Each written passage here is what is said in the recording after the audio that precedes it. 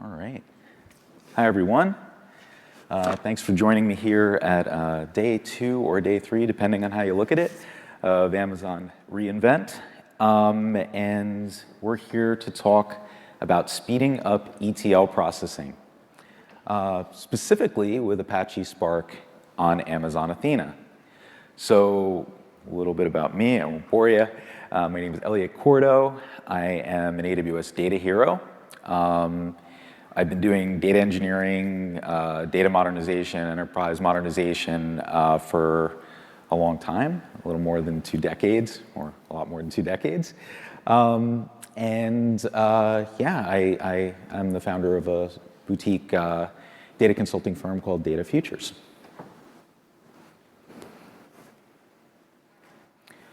So we're here today to talk about slow ETL processes. Something that I'm sure a lot of you guys have grappled with in the past.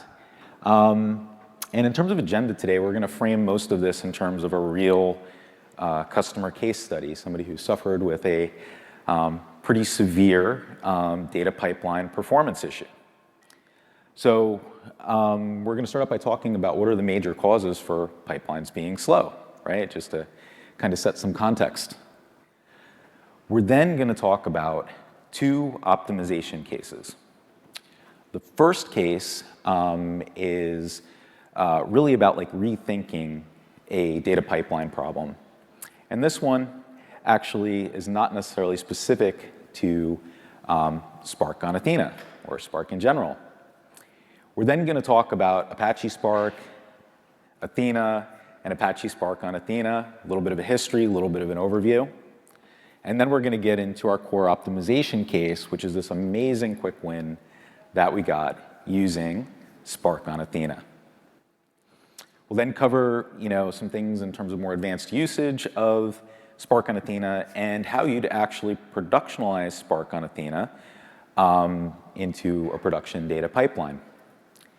And then we'll hammer home some concepts with a review and some conclusions.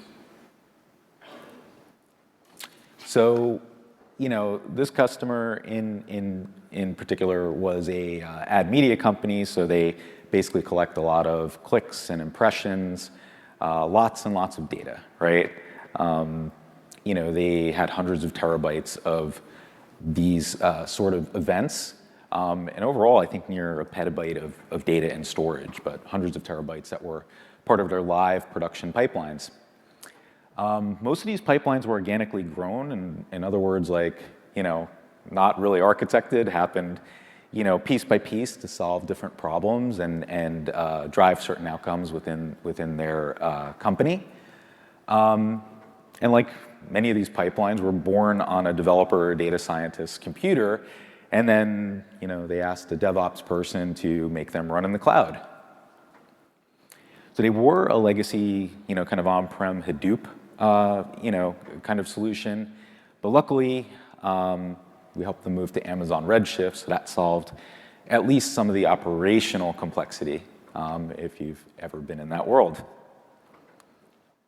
So their architecture ended up looking something like this. This is a simplified version, of course. There's a few more boxes, but these are the general big pieces. So data is coming in through Kinesis and being brought to Amazon S3 using Kinesis Firehose. And then this is where some of that organic growth and pipeline technology comes into play. They had a fleet of manually provisioned EC2 servers, statically provisioned EC2 servers with basically Python scripts running to do some pre-processing of the data before bringing it into Redshift for the big crunches, right?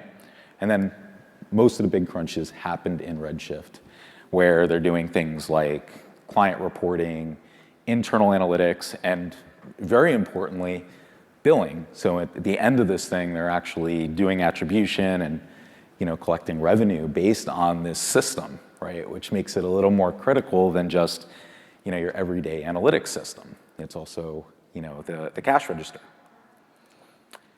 So they were getting by until something rather terrible happened, that their daily pipeline started running longer than a day. And I recognize that like it's a lot of data and it might be somewhat exotic to some of you who don't have that scale of data, but we've all had this problem where the data pipelines essentially start blowing our service levels, right? In this case, the high watermark, eclipsed 26 hours some days, right? Which is really, pretty difficult from an operational perspective. They had to do kind of extraordinary things on weekends to catch up.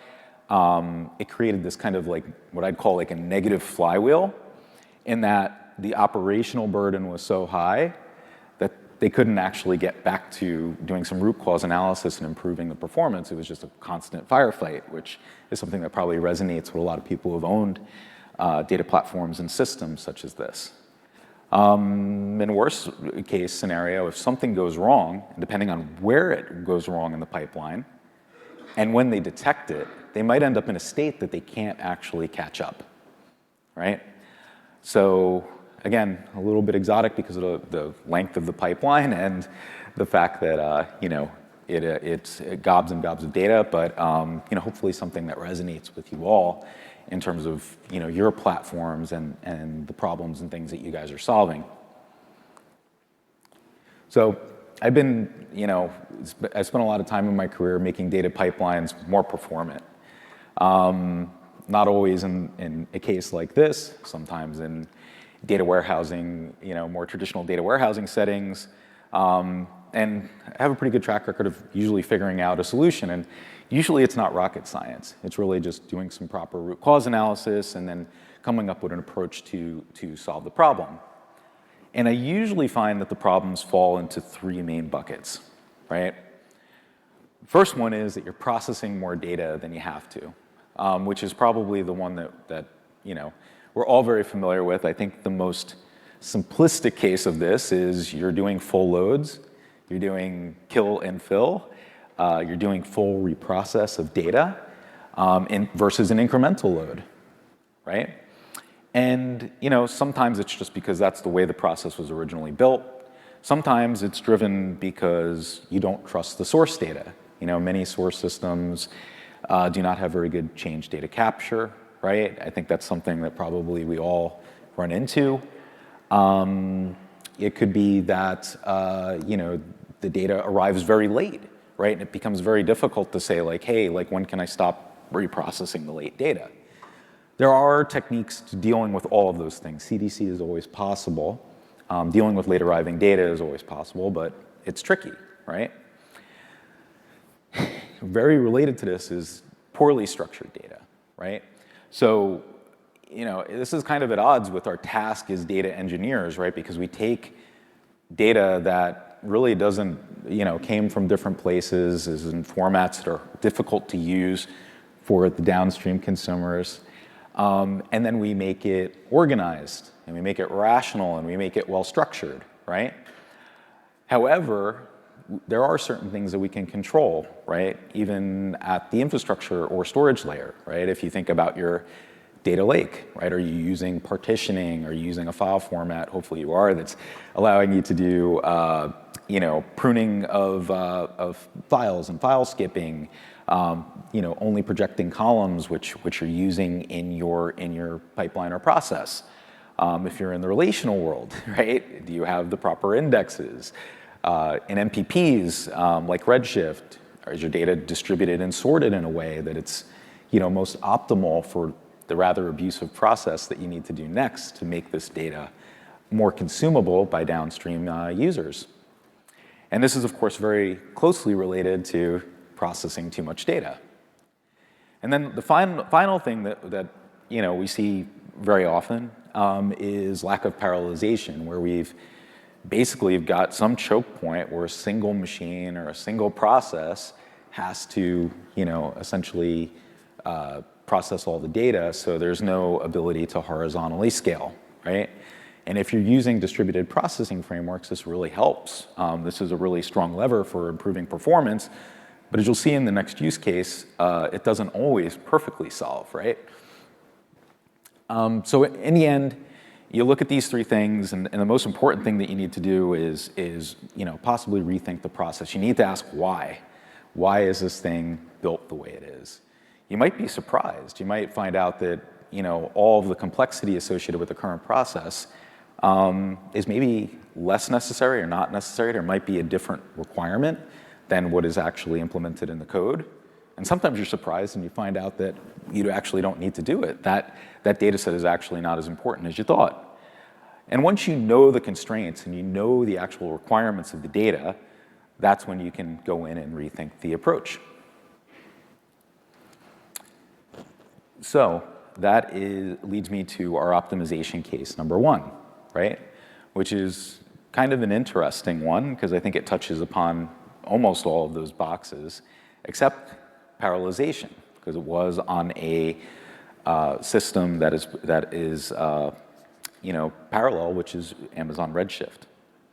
So basically the task at hand, or the task of the step, was that we needed to compute a sum, average, and max across some granularity of data. In this case, we're talking about domains and paths, right? For all time, right? So if you think about it, that means that you need to basically scan all of the data to compute these statistics, right? And you're probably in your head already saying, like, why would somebody want to do this? This doesn't seem useful, or it seems that there's a smell to this step in the process. So I felt the same way. I thought, like, first off, websites and paths change over time, right? So maybe some of these are retired or no longer relevant. I also think about user behavior and like the content within these paths. Like I think that, like, if you were training a model, which I assumed that was being done, there'd be a bias towards more recent data, or at least like some sort of a decay factor against older data. And I also thought for mature domains and paths, the data probably doesn't change very much day to day because there's a strong bias of historical data. Like the number probably is not going to change even within a significant number of decimal points, right? And so I asked, how is this data being used? And it led to the fact that it was being used in a classification model to kind of like assign, what type of an event it was. And I asked, does that really make sense? Kind of bringing up all the concerns which I just mentioned to you all, and unsurprisingly, they agreed. It probably makes no sense to aggregate the data for all time, right? Maybe we could retrain the model to process 30 days of data, and it would probably have better results, right? But we're super busy, right? And a lot of that came down to that negative flywheel that I was discussing, that they're buried with operational concerns. And aside from that, they also had to do product work, right? So they basically, didn't want us to change the process, right? But we tried. So now we understand that there's, like, as I said, at least 2 of these categories which apply to this. We're processing too much data. There's probably a structure issue, and we need to rethink the process. So to give you guys some hope and some inspiration that these problems are never that hard, or often not that hard, the approach we decided to take was to create an aggregate table on a daily level at the path, at the domain and path level, right? And we computed some aggregate statistics. We were then able to incrementally load this table to only new data. And for good measure, because there is a settling period to this type of data, data does come in late. The business was comfortable with 7 days of kind of allowing data to come in late. We were able to incrementally populate this table with just the new data. And then we had a really great outcome that we can now aggregate across much less data, so millions of rows instead of billions and billions of rows, right? And we could still compute all of the same statistics in aggregate, right? A max of a max is a max, and a sum of a sum is a sum. And this led to a really remarkable result, that this 6-hour process that was running every day, which maybe we'd argue didn't need to run every day or should be different, went from 6 hours to 8 minutes daily. And this has a tremendous effect on the flywheel in that we are now back under a day, which is probably a low bar for a daily process. But we're actually under a day, and we have some headroom for corrections and fixing things and dealing with operational issues. So we actually reversed the spin of the flywheel, and now we've gained some time. We've gained some headroom in terms of like operations, right?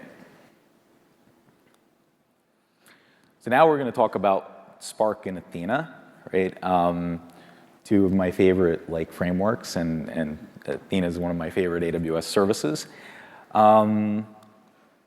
And I'll come back to like this problem that we have, which is this lack of parallelization, right? That's very common. Note that the last problem, it was not a parallelization problem. And we could have thrown a bigger and bigger Redshift cluster at it, but the cost efficiency would have been pretty bad, right? So most ETL, especially early on in the process when you're dealing with detailed data, especially in a case like this is when you are subject to the biggest performance penalties. Most of the transformations that we do is what I consider like a map operation, that you take a function and you apply it to a row of data, and you either project columns or you transform that row, right? And these sort of operations are very easy to scale, right? They're actually linearly scalable. You can throw more partitions at it, you can throw more processors at it, and you can get the process to actually scale out. And this is where Spark on Athena can help. So I like this, these kind of dates because it's interesting going to the keynotes and seeing like when services were launched, and you're like, oh my God, that was so long ago. So, Athena has actually been around for 8 years now. It was launched GA and reInvent, I think, around 2016, and I immediately hopped on the bandwagon, finding it to be a useful service. The thing that I like about it is, the word serverless gets overloaded, right? Because like serverless now sometimes means like allocations of something like a server or a unit. It's just push button. You use it. You can set limits on it, of course, but it just does what you want it to do. Like you are totally unaware of the underlying infrastructure and the configuration, right? Which to me is really, really like what you want, especially in this world where we're separating compute and storage. So it's completely managed. If you go back into the heritage, it actually came from the original open source Presto project. And at some point, it got this really cool space bunny mascot. And it's really turned out to be like an amazing query engine for the data lake. General purpose query engine. And the reason I bring this up is because it parallels the Athena Spark service, but it's optimized for interactive queries, right? The goal of it is for you to just be able to open up a browser or connect to Athena and run queries, explore data. But as a lot of people know, as a secret hat, you can actually make a pipeline in Athena. You can do data transformation in Athena. And if you don't have any other frameworks in your environment, it's great. A great standalone tool with very little kind of DevOps integration concerns. And another thing that I love about Athena is that it has this magical property that if you stick data in S3, you run a glue crawler, you can query the data within minutes, right? So it's an amazing like data exploratory tool. So here's another one I was a little surprised about, because I remember teaching classes on Spark way back in like 15, 16, which is way back, which is crazy. So this has been around for about 10 years, and I bring it up for a very specific reason, is that, it's an amazing piece of software because it's still like so relevant, with as much as technology changes, Spark is now like a very strategic component of a lot of data architecture and solutions, even 10 years later. And the reason being, it's super fast. It runs in memory, right? It quickly replaced MapReduce, if you guys ever had to deal with MapReduce in Hadoop, right? And I think the thing that made it most successful is the fact that it had simple and familiar APIs. So you could write SQL. And as much as everybody's tried to kill SQL is, winning, right? And also data frames. And I might at times be a little bit of a pandas hater, but data frames are ubiquitous, and it creates very low impedance to actually using the tool, so it abstracts a lot of its complexity away. But not all. So I being an early Spark adopter, some of you guys, if you were working with Spark, remember this spreadsheet. I forget the origin, but it was basically to help you calculate all these various parameters for Spark, right? From executor memory to even Java settings, right? And really its goal was to help you get some sort of price performance, but mainly it was like that you had a good enough cluster that you could run your job and it wouldn't fail or spill to disk or, things like that happen. So, I want to forget about this spreadsheet. I want to forget about a lot of these properties, right? And, a lot of the AWS services, because there's a few services in AWS that, run managed Spark, still you can get to these parameters, and sometimes you have to change them, right? In order to get the performance and the characteristics that you want. So Spark on Athena is like a little bit different. It is really parallels the experience of the original Athena query engine, right? So basically it brings the magic of Athena to Spark. So it was released just 2 years ago. Instant on, so you just go in, you open a notebook, and you can start processing data immediately. It's completely serverless, so it has all the same characteristics of the Athena Trino engine. And the thing I really like is you don't know anything about Spark. You don't mess with the parameters at all. You can set a limit on DPUs, which is basically their concept of a processing unit, so you don't run up an incredible AWS bill or blow out some sort of quota in your account if you're running multiple jobs. But you really don't worry about the Athena engine at all. And like its SQL counterpart, it's optimized for interactive usage, right? But like we found that there's some interesting ways that you can use Athena SQL. There's some interesting ways that you can use Athena Spark in a non-interactive mode. Which leads me to my second use case, right? Which is where we really made some amazing headway towards the solution of reducing this rather long job, because even 20 hours is kind of long, right? So I called this one Panda's Peril, and I'm sure a lot of you guys have run into Panda's Peril in your organization, where some script that a data scientist or an engineer wrote gets productionalized. And there's a lot of like intermediate outputs. It's maybe not so efficient. They're even plotting stuff in the notebook, computing aggregates which are unnecessary. But just this thing gets productionalized. And even if it's well written and tight and an ETL pipeline with no unnecessary steps or intermediate outputs, you still have limited parallelization that you can do in Python, and Pandas on a single machine. So basically, the architecture here was they had this fleet of EC2 again, and they had, and again, this is simplified, this was one step in the process, but they had, a Pandas process whose responsibility was to make sense of the URL strings, right, as a pre-processor before bringing it into a more structured environment where it's, was a little more appropriate to do in Python than in SQL on Redshift. So there was some partitioning, right? We basically had like a processor one-to-one with streams. So there was a number of these things running, and each one of them would get, maybe even up to a terabyte a day on some days. But the average runtime was about 3 hours across this fleet for the slowest one to finish, right? Before moving on to some of the upstream big crunches. And, immediately, like, we're all thinking as engineers, well, we can do some interesting things with auto-scaling. Maybe we can add some more partitions. Maybe we can do a bunch of, like, DevOps-y stuff to make this more elastic. We can move to a different compute model. Like, all sorts of ideas spring up. But we decided to pursue this with Spark on Athena. And we did it for a few reasons. One of them was like a little bit accidental, that we did some prototyping with it and got really good results, as is sometimes the case. They really had no experience with Spark, right? They came from like the legacy Hadoop world, so it was mostly Hive and plain old MapReduce, right? And they adopted a lot of that to SQL, and then there were these Python scripts remaining, but no expertise with Spark. They didn't have Spark in the environment. They were familiar with Python and SQL, right?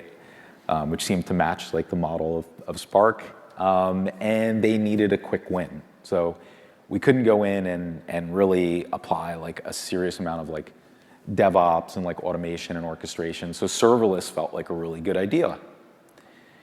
And we were able to achieve another really amazing outcome from this, right? That we took this 3-hour process and we were able to cut it down to 2 minutes, right? And by the way, these are 2 of the biggest wins. You know, all the rest were rather hard fought, and we'll talk about the final outcome towards the end.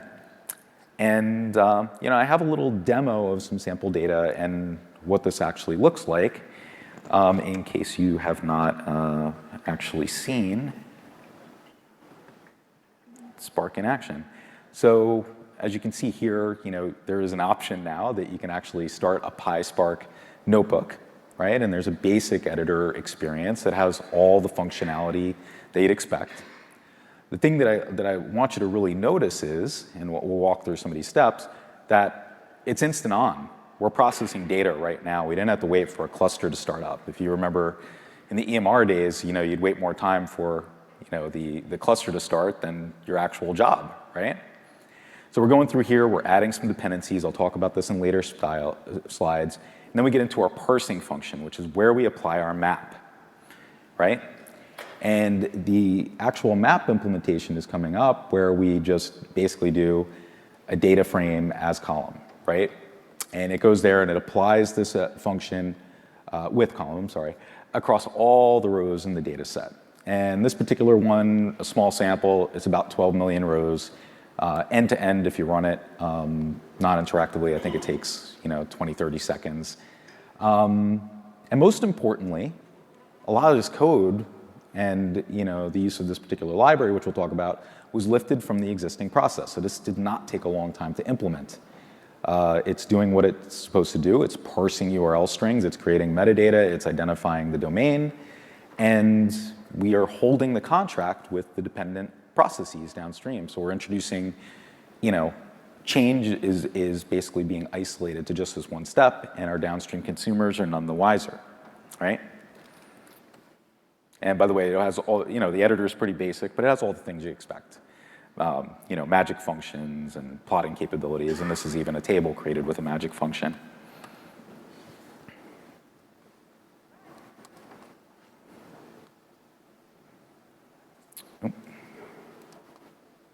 Okay. So now to talk about, like, you know, how we actually did this, some tips that we learned, and how we actually productionalized it very quickly with limited kind of like orchestration and DevOps overhead, right? Which was really the goal. So the first thing is, like, as you might have picked up if you were looking at the code carefully, we had to use a custom library, right? So the good news is the smart folks who developed Athena Spark, you know, give you a lot of the stuff that you need, especially in this interactive user persona, right? You've got all the data, many of the common data science libraries, you've got plotting libraries, even date time utilities, which we all use day in and day out. But what if you need more? You know, what if you need to use a third-party library? What if you have something that you've built internal, you know, that handles some function, or you just want a deployment model where you can use a module versus embedding it in your notebook, maybe to keep the code a little more dry. So the good news is you can do it. The documentation's a little obtuse, so I tried to keep it as simple as possible. You can actually just package it as zip, and you can basically import any custom code or third-party library that you want. And this little gist will take you to this, so you can copy and paste if you like.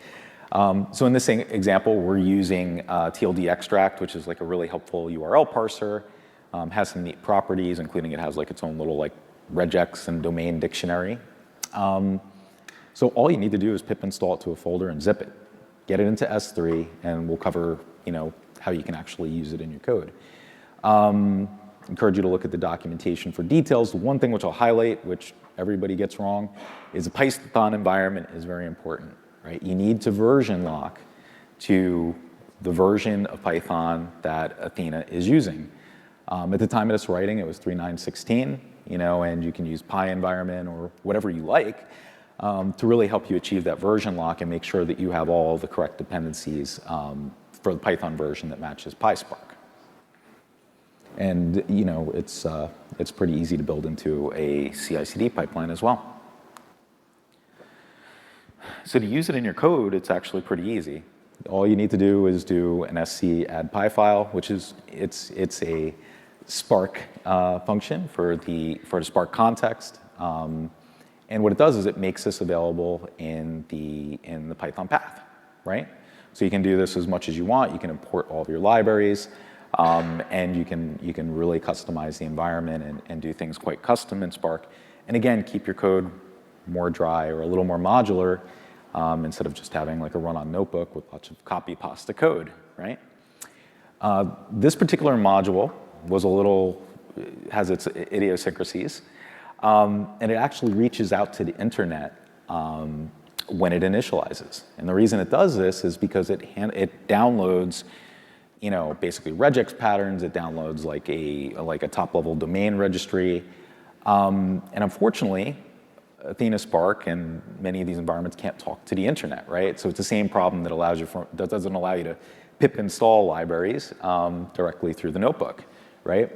So the good news is that we were able to build a CI/CD pipeline, which essentially computes these dictionaries and uploads them to S3, and we can run it in like a cache mode, which luckily this library supported, which actually made things a little faster.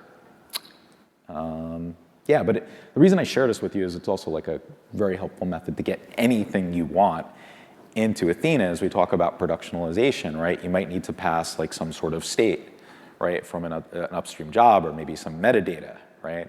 Maybe a mapping, maybe some configuration. So it's a great way that you can kind of integrate this system with other steps in your pipeline.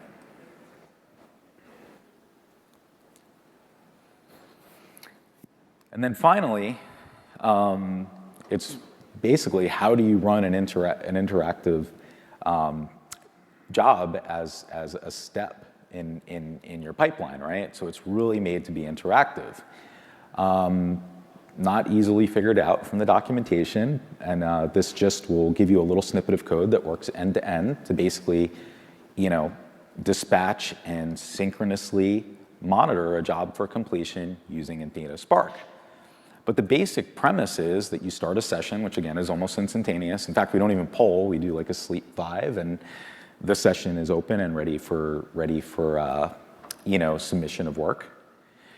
You then do something which feels a little bit odd, but you take your code, and by the way, it's not a notebook. You actually have to have a .py file, which I prefer for many reasons. So you have a proper piece of code that you submit as a string for execution, and you get an execution ID. And finally, you can go in and poll for completion with some error handling. And we found this to be rock solid. Feels a little strange, like it almost feels like you should be able to run one of those notebooks or run a job. But it comes back to what this tool was made for. Yes, it supports this sort of thing, but it was really made with the interactive persona in mind. All right. So, thinking about key takeaways, before I get into this, I actually wanted to tell you the rest of the story. So if you're doing your math, we're down to 17 hours. So we're doing really, really well.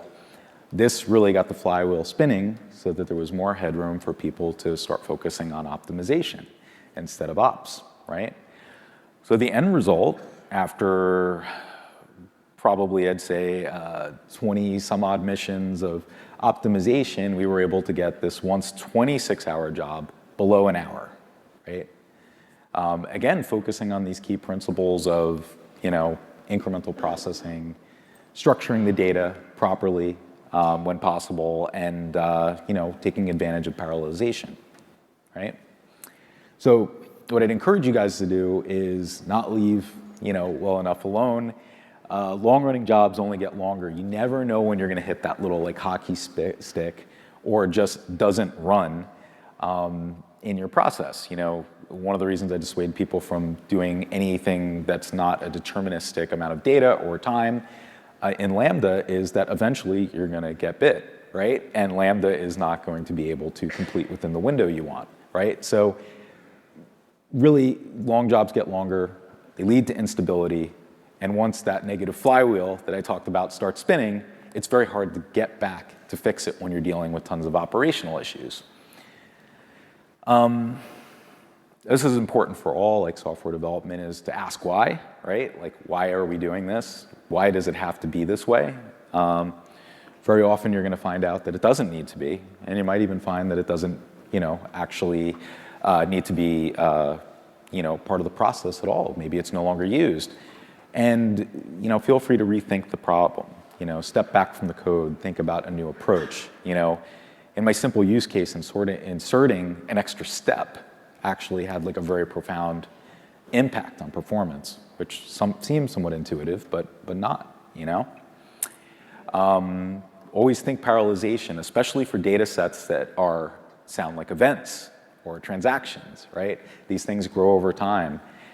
In this day and age, it's not hard to use parallel frameworks and think about that ahead of time, so that you have this as a lever, right? Not only for long-term scalability, but also to react to high increases in demand or unexpected increases in data, right? And then finally, I really urge you guys to give Spark on Athena a try. To reduce Spark complexity, it just works. It's actually, I'll tell the other AWS teams, it's one of my favorite Spark frameworks on AWS right now. And it's really fun to work with. So that is all I have for you guys. I would love to connect with you, so feel free to reach out if you want to, learn more about making ETL faster. I have a bunch of articles on Dev2, which talk about data architecture and data engineering. And I appreciate you guys spending some time with me on this afternoon, so we can take some questions and chat.